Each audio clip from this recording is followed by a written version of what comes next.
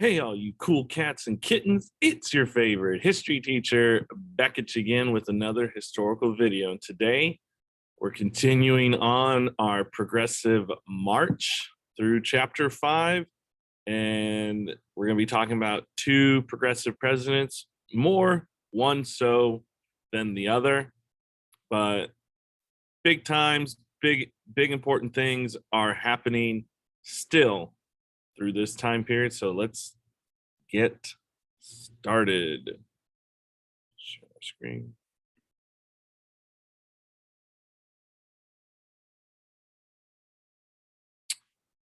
All right, so we're going to talk about Roosevelt and Taft.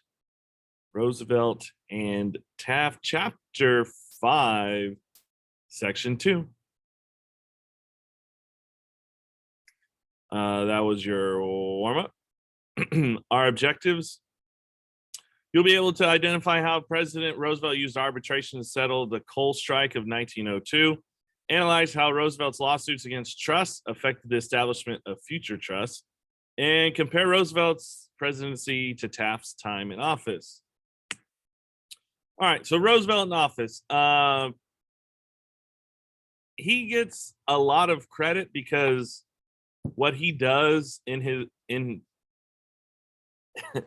time in office really changes everything for the presidency. So he was intensely competitive. He was strong-willed, extremely energetic, and at the time, the youngest president to take office at 42.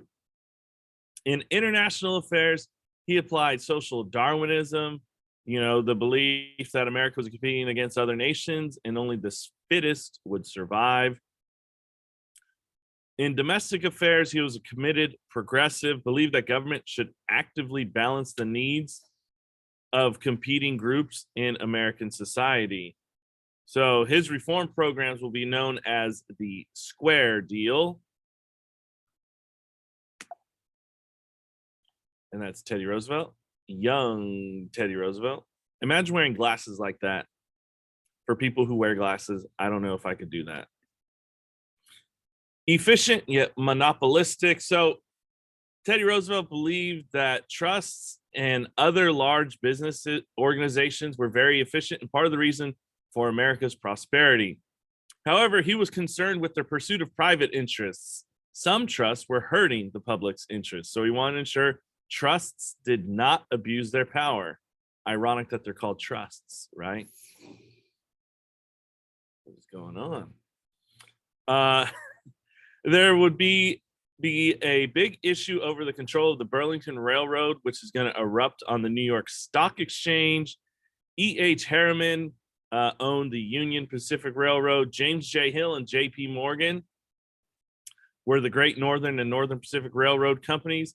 And this stock battle almost caused a financial crisis, almost a depression, but I think it caused a recession. These three men will compromise and form a new giant holding company called Northern Securities. Farmers and business owners feared that without railroad competition, multiple railroads competing for freight and cargo rates, shipping rates, not shopping, that should be shipping rates, would rise and reduce their profits. So in 1902, Roosevelt ordered the Attorney General to sue Northern Securities under the Sherman Antitrust Act. This suit charged Northern Securities with the restraint of trade. In 1904, the Supreme Court ruled Northern Securities versus the United States that Northern Securities was, in fact, in violation of the Sherman Antitrust Act. Roosevelt declared it a great victory, and he would be given the nickname Trust Buster. So here's E.H. Harriman and a political cartoon. This is what he looked like. James J. Hill, we've seen him a little bit before. J.P. Morgan.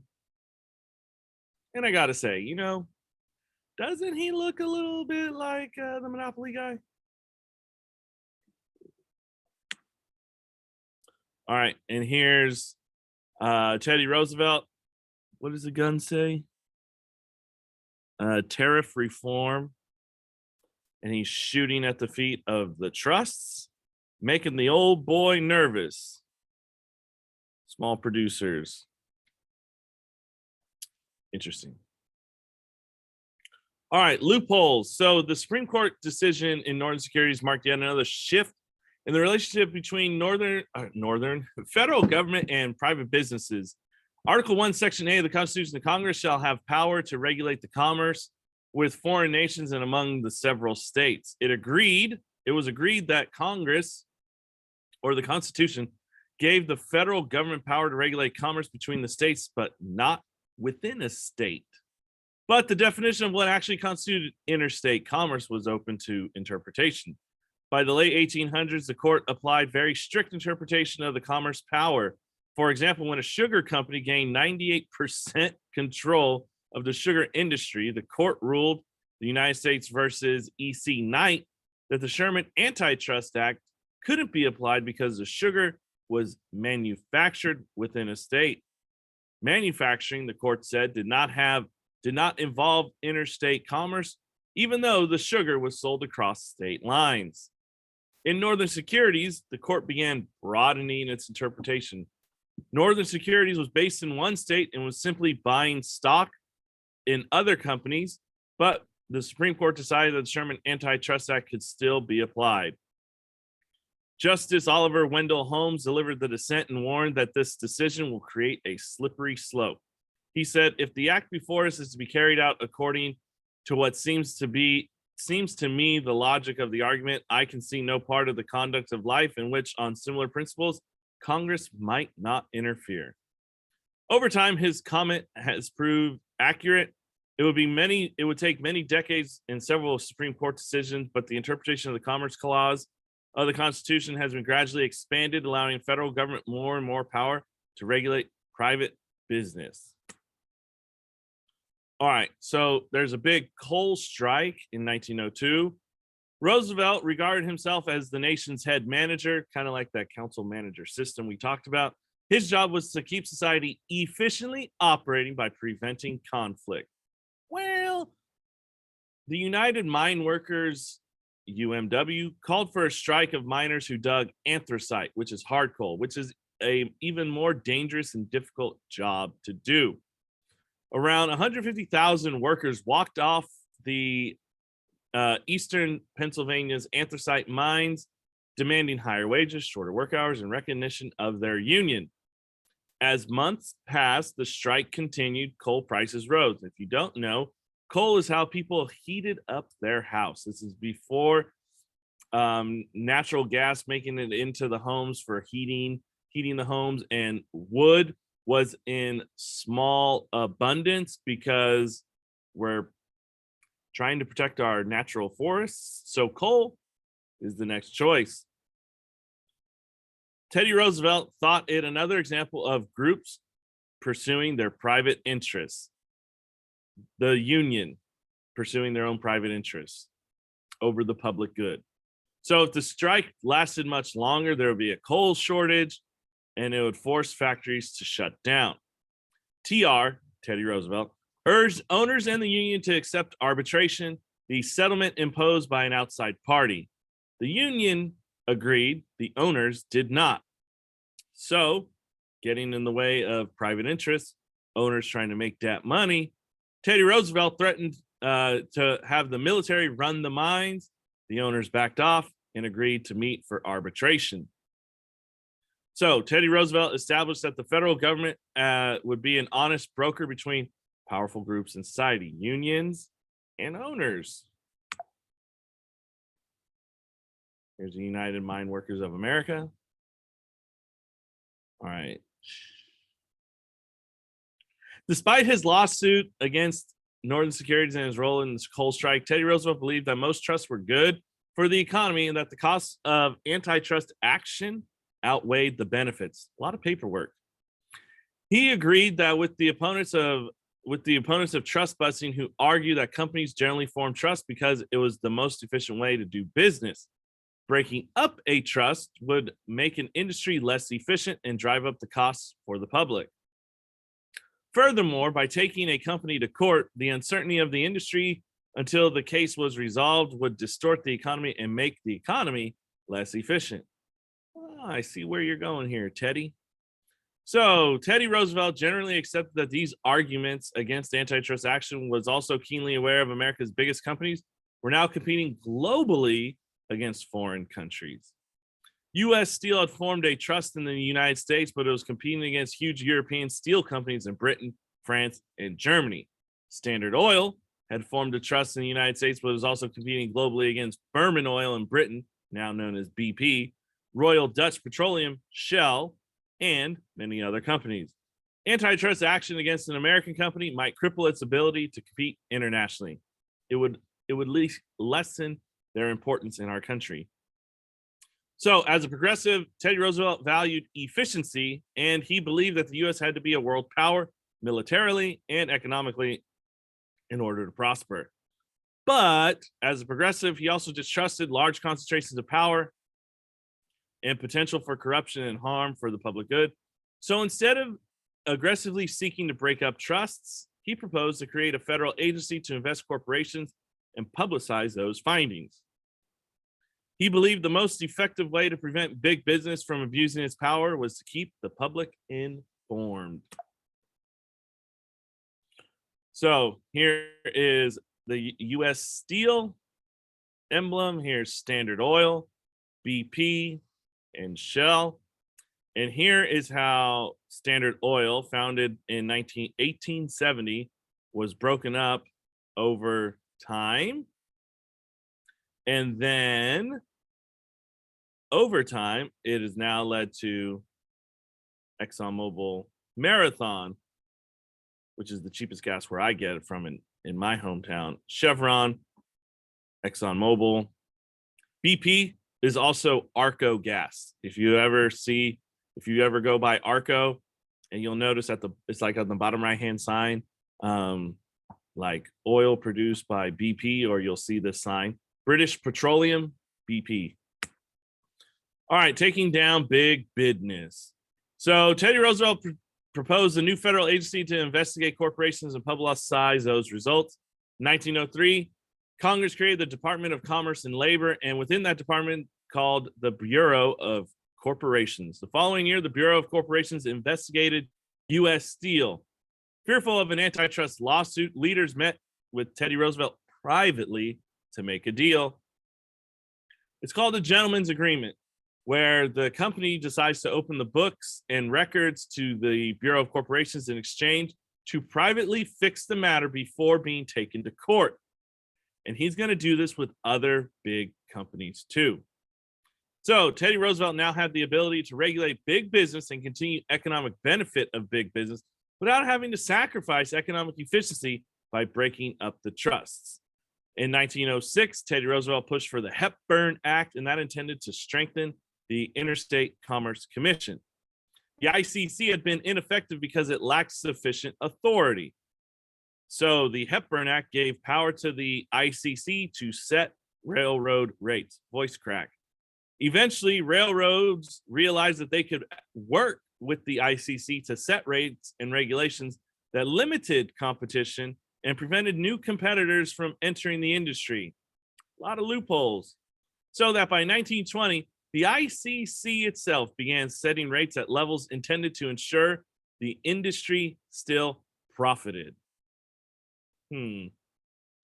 Keep the cycle of money going. Got to keep that money churning.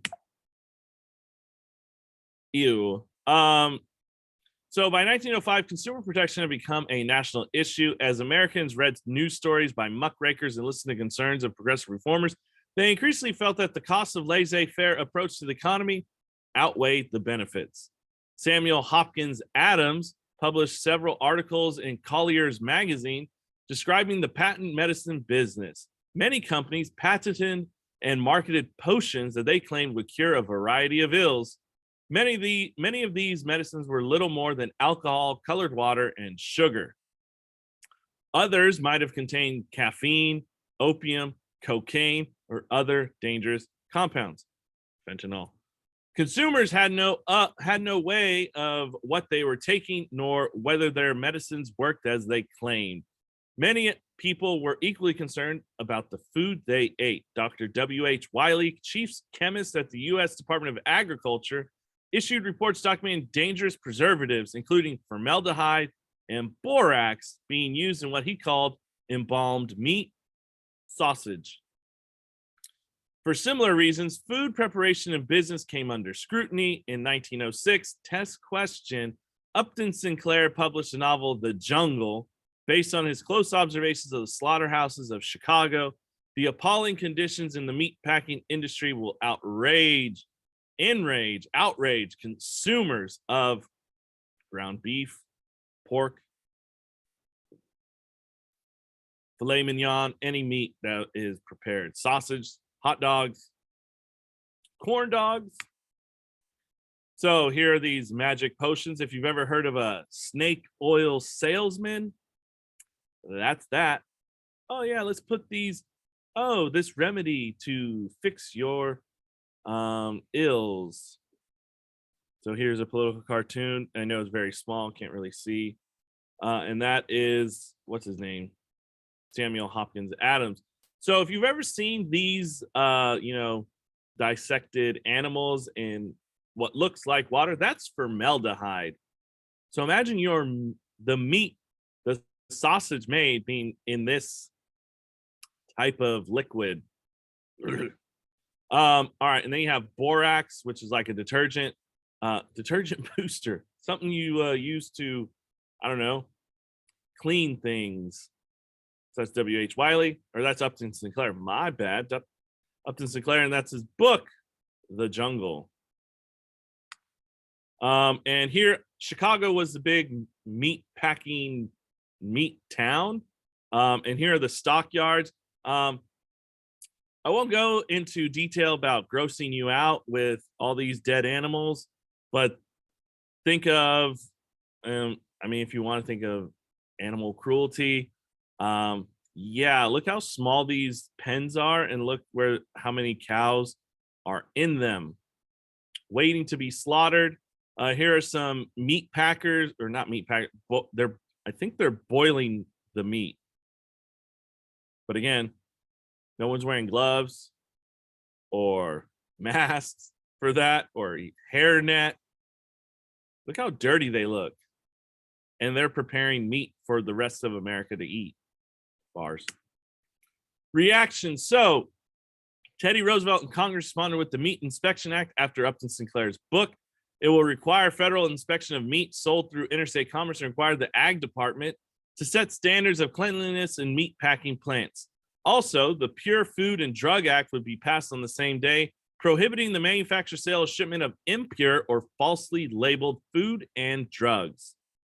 These two acts marked yet another change in the relationship between government and business. In both cases, the U.S. Department of Agriculture, USDA, was given an authority to inspect business operations and ensure products were safe before they could be sold to the public. Initially, the Bureau of Chemistry at the USDA was in charge of enforcing the Pure Food and Drug Act. Later, the Bureau became the Food and Drug Administration, FDA, and that continues to regulate food and drugs today. The benefits of these new laws were completely obvious. Consumers were less likely to become sick and could expect the products that actually contained the ingredients on their labels. The costs of the law with other regulations in the economy meant that companies had to charge more for their products. Wah, wah.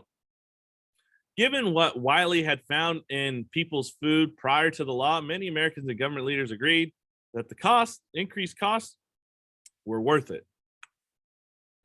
So here's a political cartoon on the left. It says the Beef Trust. It says deodorized ham.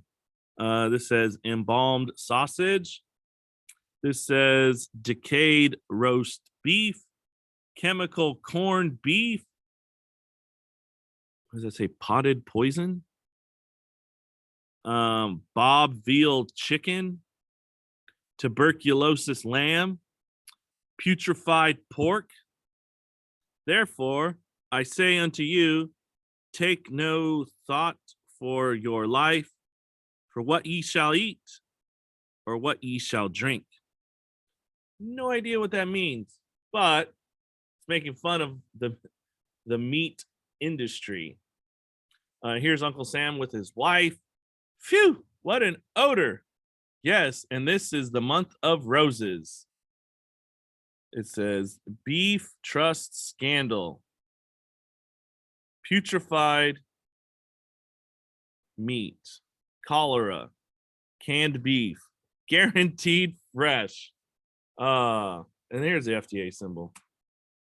All right, conserve. So Teddy Roosevelt's legacy is stamped most clearly through the environmental conservation. He realized we were using too much of Earth's natural resources at an abundant rate. Teddy Roosevelt was an outdoor enthusiast even before he became president, and he valued the country's mineral animals and rugged terrain. So Teddy Roosevelt cautioned against the unregulated exploitation of public lands and believed in conservation to manage the nation's natural resources. 1902, Teddy Roosevelt supported the passage of the Newlands Reclamation Act, authorized the use of federal funds from public land sales to pay for irrigation and land development projects. The federal government began transforming the West's landscape and economy on a large scale. Teddy Roosevelt also backed to save the nation's forests through careful management of the timber resources of the West. He chose his close friend, Gifford Pinchot, as head of the U.S. Forest Service in 1905. Teddy Roosevelt and Pinchot believed that trained experts in forestry and resource management should manage the nation's forests. Again, having those experts actually who know stuff about forestry run the Forest Service. These professionals would apply the same scientific standards to the landscape that are being applied to managing cities and industry. So Pinchot's department drew up regulations controlling lumbering on federal land. That's Gifford Pinchot. Legacy, legacy, legacy. So Teddy Roosevelt changed the role of federal government and the nature of the presidency. Americans will now look toward the federal government to fix the nation's economic and social problems. And under Teddy Roosevelt, the executive branch greatly increased its power. The Interstate Commerce Commission, through the Hepburn Act, could set rates. The Department of Commerce and Labor could monitor business. The Attorney General could rapidly bring antitrust lawsuits under the Expedition Act. Teddy Roosevelt's concern for the environment and for protection of wild areas of the U.S. helped develop a national park system that preceded the establishment of the National Park Service in 1916. Thank you, Teddy Roosevelt. So if you guys like going out to parks, going on walks, thank Teddy Roosevelt. All right, to Taft. We're almost done. So Teddy Roosevelt believed that William Howard Taft, his Secretary of War, was the ideal person to continue his policies. Taft will easily secure the Republican nomination and won the election in 1908. Democratic candidate William Jennings Bryan, sadly, will lose for a third time. Oh, poor Democrats. Like many progressives, Taft believed high tariffs limited competition, but it also hurt consumers and protected trusts. Teddy Roosevelt, however, warned Taft to stay away from tariff reform because it would divide the Republican Party. Nevertheless, Taft called Congress into special session to lower tariff rates. The tariff debate did indeed divide the Republican Party into two groups: progressives who favored tariff reduction and conservative Republicans who wanted to maintain high tariffs. As negotiations dragged on, Taft's support for the tariff reductions waned. He finally signed into law the Payne-Aldrich tariff, which hardly cut tariffs at all and actually raised them on some goods. And progressives felt outraged by his decision. In 1909, Taft further angered progressives by replacing Teddy Roosevelt's Secretary of the Interior, James Garfield, with a man named Richard Bollinger. Garfield was an aggressive conservationist.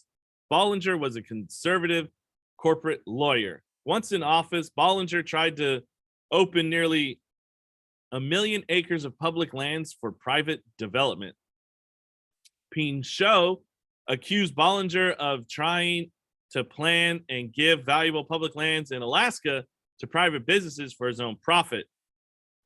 Taft's Attorney General investigated the charges and decided they were unfounded.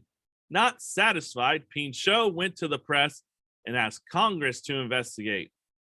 Taft will fire Pinchot for insubordination, and Congress will actually clear Bollinger. But by the second half of his term, many Americans were frustrated with him that the congressional elections of 1910 resulted in a sweeping Democratic victory. Democrats took the majority of the House, and Democrats and progressive Republicans gained control of the Senate from the conservative Republicans. Changes. Poor Taft. Here's Taft. I believe he's the fattest president to be in office. Here's Gifford Pinchot with Teddy Roosevelt, and here's that Bollinger guy. Last slide. Taft's legacy. Test question. Despite his political problems, he had many successes. Although Teddy Roosevelt was nicknamed Trust Buster, Taft actually brought us twice as many antitrust cases in his 4 years, unlike Teddy was able to do in 7. In other areas, Taft pursued progressive policies. In 1912, he established the Children's Bureau, an agency investigating and publicizing the problems of child labor. The Bollinger-Pinchot controversy aside, Taft was still a dedicated conservationist. He set up the Bureau of Mines in 1910 to monitor the activities of mining companies, expand national forests, and protect the water power sites from private development. The Bureau helped make possible new technologies in the field of mining. Although Taft turned his back on progressivism, Teddy Roosevelt refused to criticize him. But if you know anything about Teddy Roosevelt, he's a very impatient guy. So while he was president, Teddy Roosevelt approved the purchase of the Tennessee Coal and Iron Company by U.S. Steel, a trust. In 1911, however, when Taft is in office, Taft declared that deal to violate the Sherman Antitrust Act. Roosevelt believed Taft's focus on breaking up trusts was destroying the system of cooperation and regulation that he had set up with big business. He will then criticize Taft for this. And after Teddy Roosevelt split with Taft, progressives convinced Teddy Roosevelt to get back into politics. So in 1912, Teddy Roosevelt announced that he would enter the presidential campaign and attempt to replace Taft as the Republican nominee. So here are some political cartoons about Taft and Roosevelt. Here's Teddy Roosevelt handing Taft my policies, Taft looking like a maid as Teddy Roosevelt's walking out. And it says, "Baby, kiss Papa goodbye." And then here's this one you have, I believe they're dressed up as little boys, little children. It says, "Up to date. Little Teddy, I can lick my weight in Wildcats." What? Oh, that's nothing. I can eat my weight in possums. Okay, then. And here's a political cartoon again showing Taft knitting and the cats. Do they represent anything? It says the House. I'm guessing it says the Senate. It says the Congress, corporation tax, the cabinet. Goodness gracious, I must have been dozing, like sleeping. Anyways, that concludes this lecture. I know it's a little bit longer than expected. Hold that thought. Hold on. Oh, if Mr. Ovalle just had his stuff together.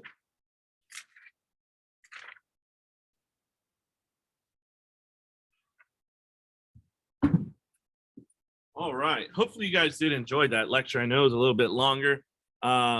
Your homework is to do page 231, 2 through 4. Just 3 questions. 231, 2 through 4. And I know we talked a lot about Teddy Roosevelt, not even that much of Taft, but just know that Taft did more antitrust legislation, lawsuits than Teddy Roosevelt, even though Teddy Roosevelt got the nickname Trust Buster. That's probably the biggest difference between the two, because what Teddy Roosevelt was able to do personally, and I mean, I don't know if you could tell from your book, But there's a lot more about what he was able to achieve than what really Taft was able to do. There you go. All right. Make sure you do your homework. Hopefully you guys did enjoy that. If you did, make sure you hit that like button, leave a comment, subscribe. I'll see you in the next one. Peace.